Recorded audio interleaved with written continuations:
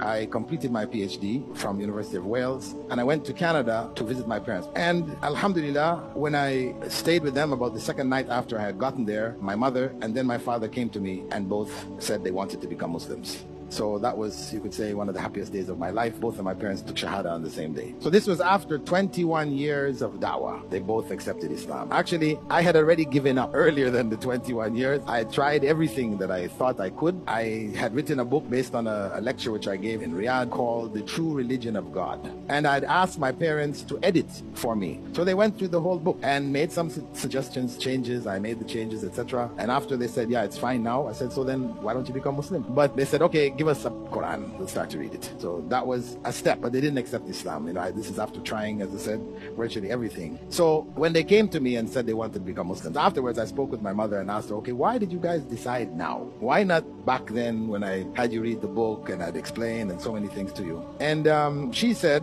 that there were two main factors. One, that they could see my behavior to them, how I treated them, how I loved them, looked after them, was always contacting them. My brother and sister, who are now adults, etc.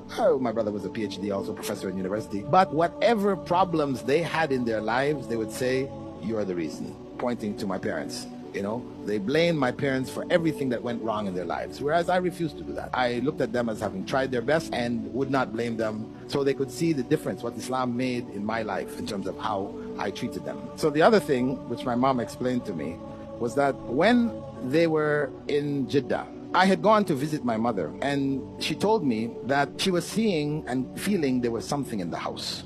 She would see something seeming to move very quickly. She couldn't see exactly where it was, what it was, but she felt it was something like an evil spirit or something that was there. So she knitted a cross and she put it over the door, right? And the thing still ran around. It was still moving around in the house. The cross did nothing. So I took the Quran and I recited Surah Al-Baqarah. And I went back to Riyadh. And I didn't think about it after that. She said, after you read Surah Al-Baqarah, it stopped. So she said that was proof to me that there was something Islam had that Christianity didn't have.